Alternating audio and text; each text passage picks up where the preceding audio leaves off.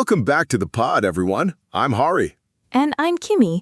Today, we're diving into the soulful and incredibly expansive world of the Philippine indie folk pop sensation, Ben&Ben. Expansive is definitely the right word, Kimmy.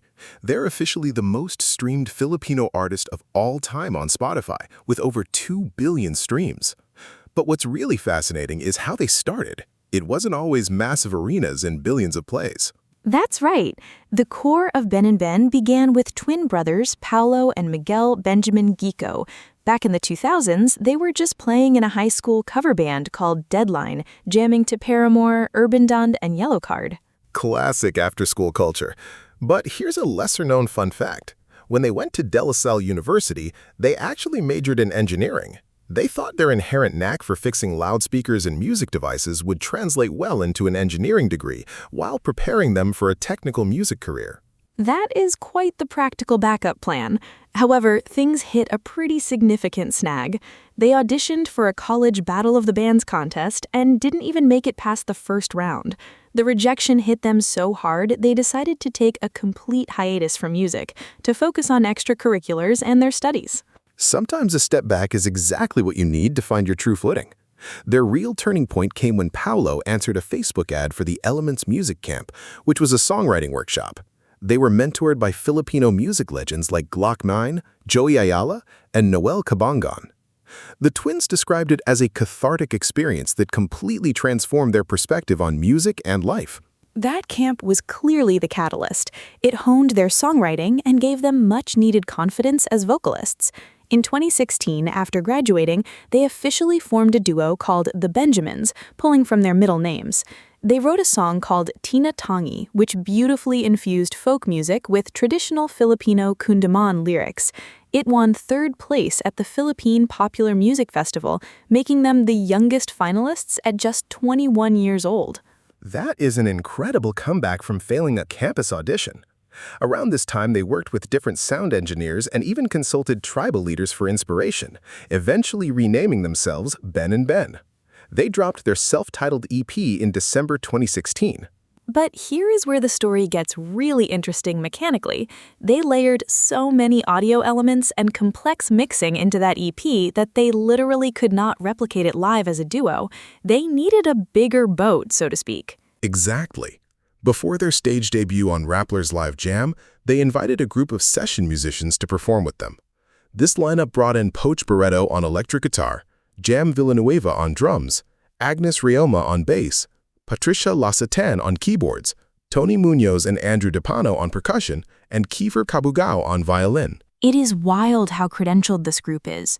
6 of those additions studied music formally. You have composition majors, music business graduates, and a music education grad. Kiefer is the only exception. He went to business school, proving you just need raw talent and a good ear to fit perfectly into a folk pop ensemble. On May 10, 2017, they officially became a 9-member band. And the magic was instant. Their single Leaves exploded to over 1 million streams rapidly, followed by Katang Isip, which Billboard Philippines called a game changer, praising its melodramatic crooning and heart-tugging instrumentals. Let's talk about their influences for a second. They cite Coldplay as their main influence, admiring how they diversify their sound. But you also have band members bringing in their own unique flavors. Lasatan looks up to Hayley Williams' pop-punk artistry, while Kabugao loves the calm, moody sound of Ethan Gruska. All those diverse tastes blended flawlessly. Fast forward to 2019, they signed with Sony Music Philippines to work on their debut album, Limasawa Street. They even collaborated with the legendary British producer Steve Lillywhite for the title track. Imagine working with the guy who produced U2 and the Dave Matthews Band on your debut record. It definitely paid off. The album was a massive critical and commercial success, eventually getting certified 4 times platinum. Their single Pag Tingin won them the Awit Award for Best Performance by a Group Recording Artist.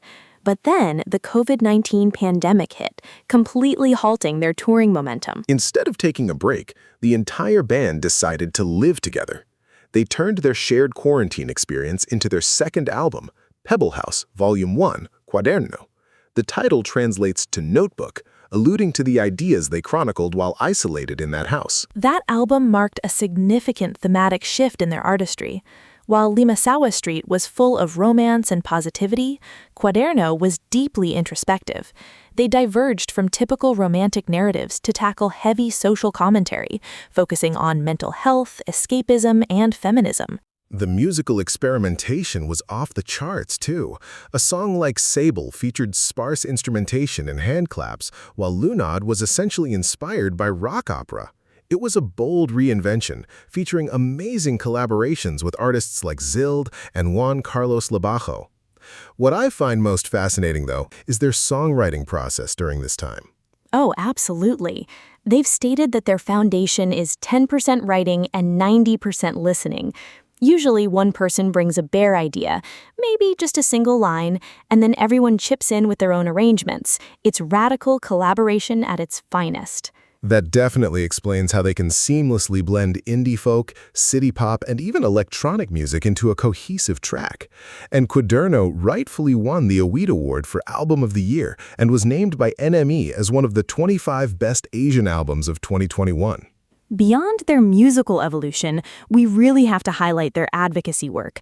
They don't just sing about social issues, they actively participate in making a difference.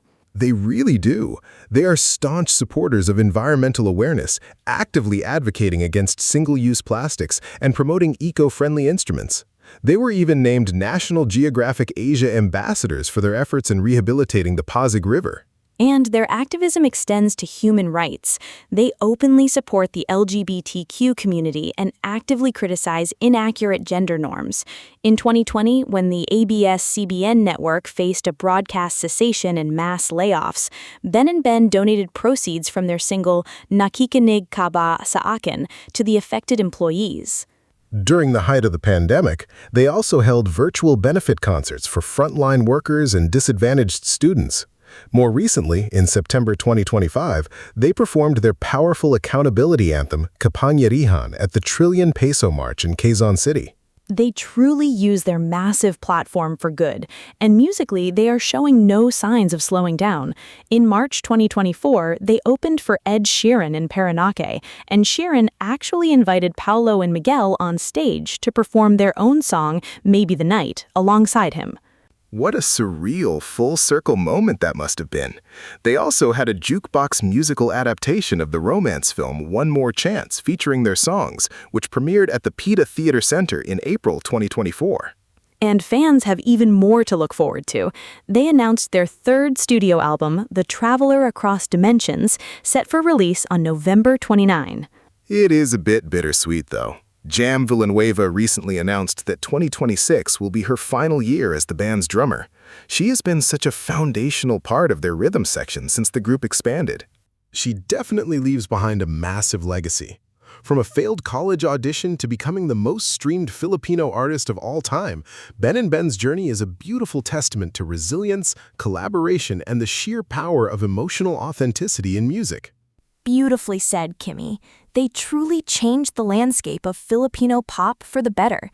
Thank you all for tuning in to this deep dive into the story of Ben&Ben. We hope you discovered something new about your favorite 9-piece band. Until next time, keep listening, keep caring, and take care of yourselves. Farewell.